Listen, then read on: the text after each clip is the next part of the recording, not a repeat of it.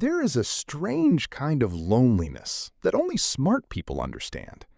Not the loneliness of being alone in a room, but the loneliness of being surrounded by people and still feeling like nobody is speaking your language. You have the highest grades in the room, the sharpest answers in every meeting, the kind of mind that solves problems other people give up on. And yet, at the end of the day, you go home and feel this quiet, persistent emptiness that has nothing to do with success. Most people assume intelligence is the golden ticket. Smarter people should logically be happier, right? They can outthink their problems, outplan their future, outanalyze their mistakes. But the research tells a very different, very uncomfortable story. In many cases, the sharper the mind, the harder happiness becomes to hold on to. Today, we're going to break down exactly why highly intelligent people struggle with happiness, and more importantly, what they can actually do about it. Let's start with what's actually happening inside a highly intelligent brain on an average day. For most people, a decision like choosing what to order at a restaurant takes a few seconds. For someone with a highly analytical mind, that same decision can quietly trigger an entire internal debate. Is this the best value for the price? Did I have something similar last week? What if the other option is actually better and I just haven't considered it yet? This isn't indecisiveness for the sake of it. It's a mind that has been trained, rewarded, and reinforced its entire life to analyze everything before committing to anything. Psychologists call this cognitive load, the mental bandwidth being used at any given moment. And here's the problem. A highly intelligent brain doesn't have a lower baseline of cognitive load just because it's more capable. It often has a higher one because it notices more variables, more contradictions, more exceptions to every rule in every situation all day long. Now, layer onto that something researchers call intellectual overexcitability, a term coined by psychologist Kazimierz Dabrowski. Highly intelligent people don't just think more, they think more intensely. A single passing comment from a friend doesn't just register and disappear. It gets picked apart, cross-referenced against past conversations, analyzed for hidden meaning, and stored for later reflection. Their minds are essentially running background processes constantly, the same way a computer with too many tabs open starts to slow down, even when you're not actively using most of them. The result is a kind of chronic mental fatigue that has nothing to do with laziness and everything to do with a brain that simply never fully powers down. So, where does this actually begin? To understand why intelligence and happiness so often collide, we have to go back to childhood. Most highly intelligent people were praised early and often, not for effort, but for being smart. Teachers called them gifted.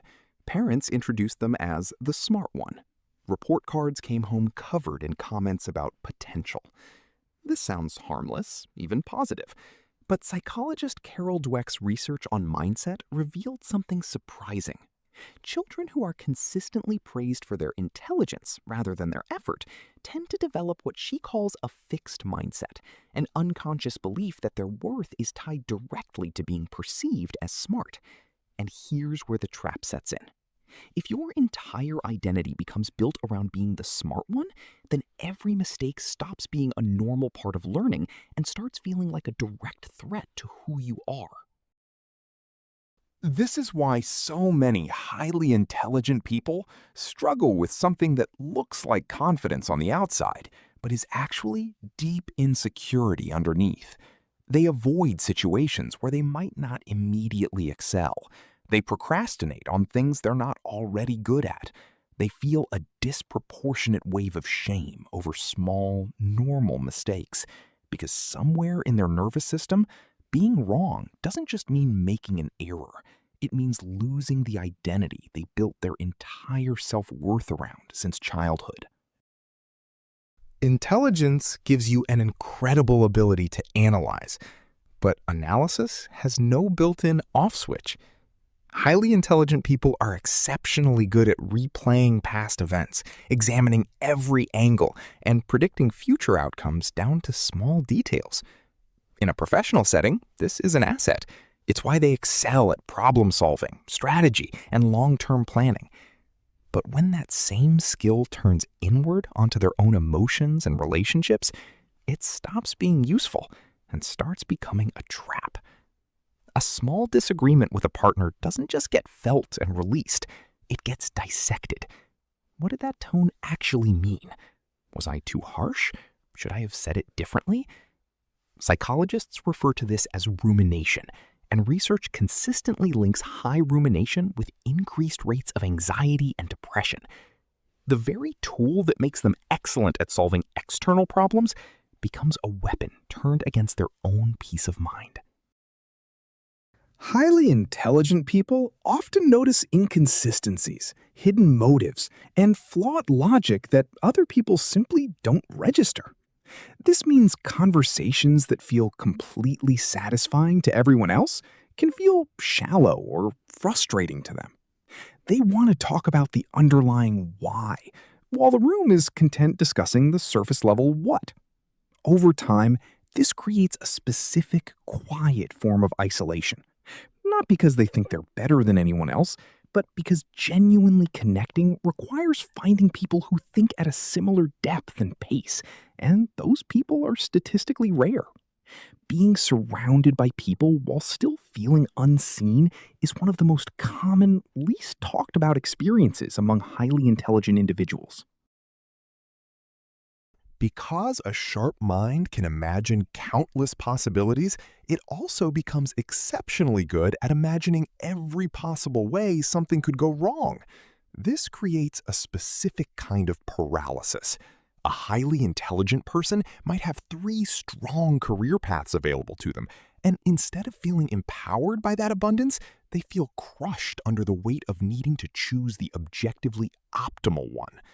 Psychologist Barry Schwartz calls this the paradox of choice.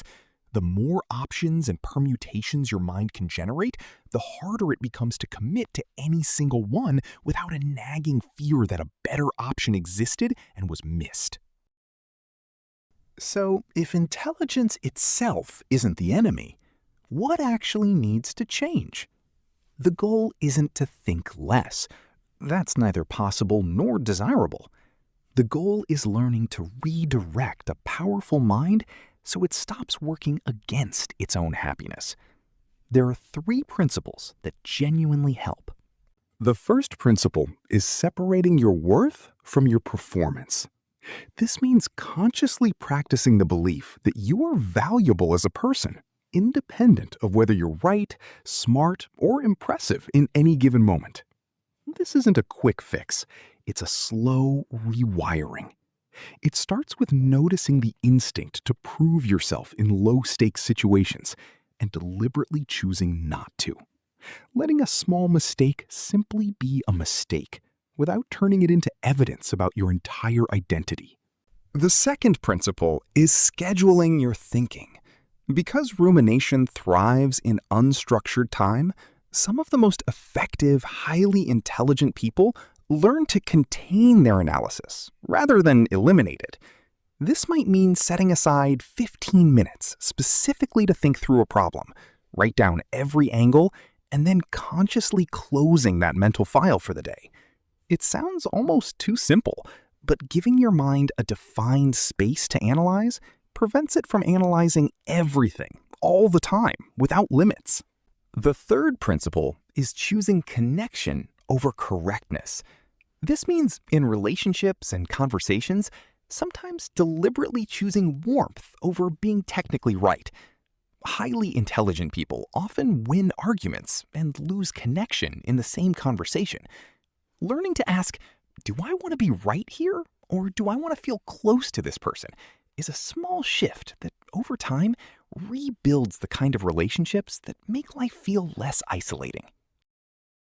If you've spent your whole life being called the smart one, understand this. Your mind is not the problem. The way you were taught to relate to your own mind is what needs to change.